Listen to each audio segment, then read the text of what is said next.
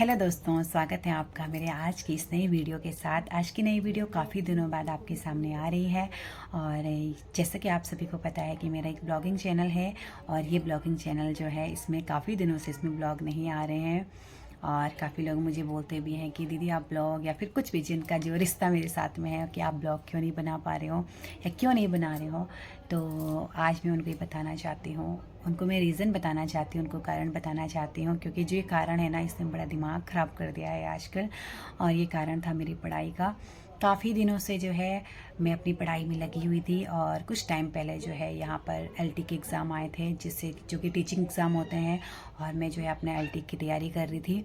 और एलटी की तैयारी में जो है मैंने अपना पूरा तन मन धन सब कुछ लगा लिया था और काफ़ी मेहनत करी थी मैंने अपने एलटी एग्ज़ाम के लिए, और जिस वजह से मैं अपने ब्लॉग नहीं बना पाई, क्योंकि मैं सबसे पहले उस टाइम जो भी मेरा फोकस था अपनी पढ़ाई पे था और मैं बस जो भी है मतलब दिन रात मेरा अपनी पढ़ाई में निकल रहा था।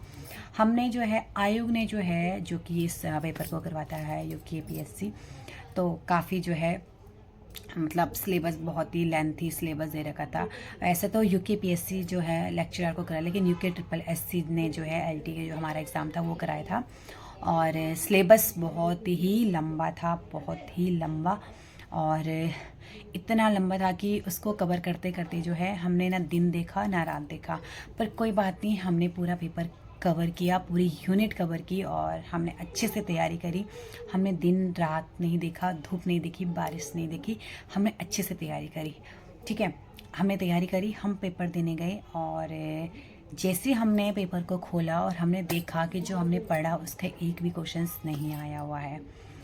तो मैं ये नहीं कहती, जो सब्जेक्ट था वो बहुत अच्छा था और जो मतलब जो सीडीपी थी, जो दूसरा पोर्शन था वो बहुत ही गंदा था, बहुत ही बेकार था।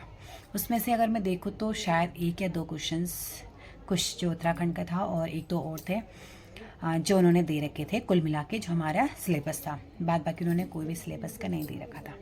ये बात समाप्त हुई। हमने जो है फिर भी हमने सोचा कि मतलब मुझे लगा कि मेरा जो है एलटी में सिलेक्शन हो जाएगा और मुझे एक उम्मीद थी कि मेरा एलटी में सिलेक्शन हो जाएगा।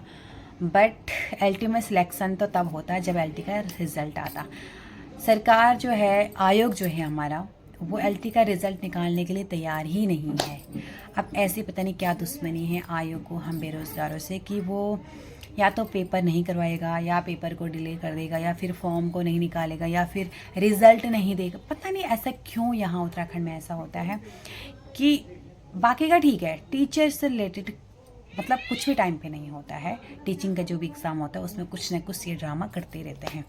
तो एलटी का रिज़ल्ट का हम इंतज़ार कर रहे थे, मुझे एक उम्मीद थी, तो वो रिज़ल्ट भी अभी नहीं आया।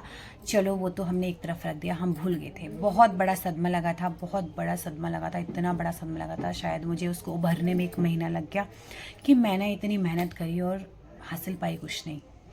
वो भी तब जब हमारे घर में 2-2 बच्चे हैं और हम एक हाउस वाइफ है, घर में काम कर रहे हैं, खाना पीना बनाते हैं पति के लिए, सास के, सबके लिए। बच्चे हैं, स्कूल वाले बच्चे हैं, उनको भी देखना पड़ता है। उसके बावजूद भी हम अपनी तैयारी कर रहे हैं और एक उम्मीद रहती है कि शायद हमारा सिलेक्शन हो जाए। बट ऐसा तब हो जब आयोग हमारा रिज़ल्ट निकाले। अभी एलटी का रिज़ल्ट नहीं आया है, हर दिन उस पर एक नई न्यूज़ बनती है कि आज सुप्रीम कोर्ट ने ये कहा, कल सुप्रीम कोर्ट ने ये कहा। तो मतलब कुल मिला के एलटी का रिज़ल्ट अभी नहीं आया है। तो हमने सोचा कि चलो फिर से आयोग ने जो है लेक्चरार का रिज़ल्ट निकाला, हमने सोचा चलो लेक्चरार की तैयारी कर देते हैं। उसमें डेट मेंशन थी कि आपकी जो है 6 अप्रैल, आई थिंक 6 या 5 अप्रैल को जो हमारा पेपर होगा स्क्रीनिंग का।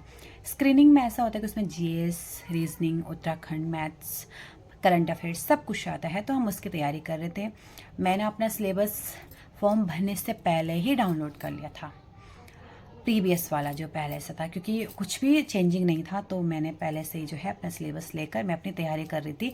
एलटी में भी मैंने ऐसे किया था, मैंने फॉर्म तब फिल किया जब मेरी आधा से ज़्यादा, मैंने कोचिंग भी ज्वाइन कर ली थी। ये बात अलग है कि मैंने 1 महीने कोचिंग गई, उसके बाद मैंने सेल्फ स्टडी करी, मैं कोचिंग नहीं गई फिर। तो उसके बाद जो है इसमें भी हमने ऐसे कि हम तैयारी कर रहे थे, अच्छे से तैयारी कर रहे थे। अभी मेरा मेन मुद्दा था कि मैं कोई फ़ोन मतलब इस तरह से ब्लॉगिंग नहीं बनाऊंगी, क्योंकि ब्लॉग बनाने में बहुत टाइम लगता है। ब्लॉग बनाना ईजी है लेकिन उसका एडिटिंग करना जो है बहुत टाइम लगता है। मैंने सोचा कि जितना टाइम मैं इसमें दूंगी उतना मैं अपनी पढ़ाई में दूँ, तो शायद एक, क्योंकि मेरा एक ड्रीम है, मेरा एक सपना है और मैं एक शिक्षक बनना चाहती हूँ। और ये मेरी एक हमेशा से एक मतलब मेरे मेरा एक ड्रीम रहा है कि मैं टीचर बनना चाहती हूँ और मुझे बनना है।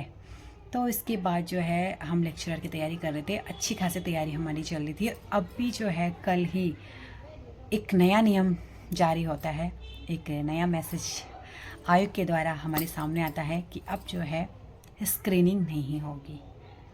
अब स्क्रीनिंग नहीं होगी तो ये कौन सा टाइम है बताने का? अभी तो कोई टाइम नहीं है ये बताने का, क्योंकि बच्चों ने अपना सिलेबस कंप्लीट कर लिया है।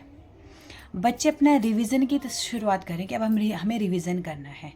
और तब आयोग जो है इस तरह से, उत्तराखंड में इतना गंदा माहौल है, इतना गंदा माहौल है यहाँ पर, इस तरह एग्ज़ाम को लेकर, वनडे एग्ज़ाम को लेकर बहुत ही गंदा माहौल है यहाँ पर। वैसे आप सभी को पता है क्योंकि आप सब लोग उत्तराखंड से हैं, बताने की कोई ज़रूरत नहीं है, आप सभी को पता है। तो मैं आपसे ये कह रही थी कि हम जो है लेक्चर की तैयारी कर रहे थे और इस तरह से नया नियम आ गया। अब हमारा दिमाग ख़राब हो गया कि हम क्या करें और क्या ना करें।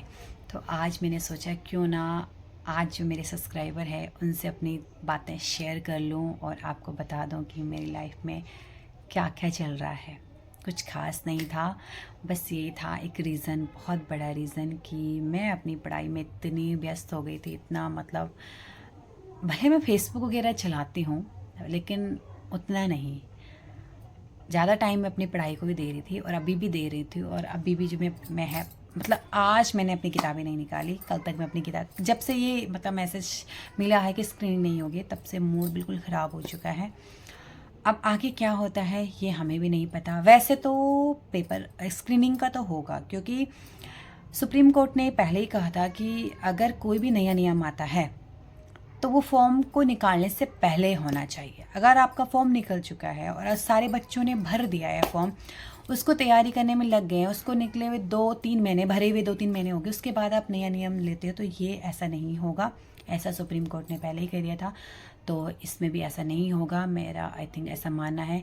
अभी आगे क्या होता है, अभी एक नया नोटिफिकेशन आएगा फिर से आयोग की तरफ से, तो पता चल जाएगा कि स्क्रीनिंग का क्या सीन है, होगा नहीं होगा। होगा तो फिर ठीक है, नहीं होगा तो फिर क्या होगा। इंटरव्यू होगा तो मेरा ये मानना कि इंटरव्यू नहीं होना चाहिए, बिल्कुल भी नहीं होना चाहिए।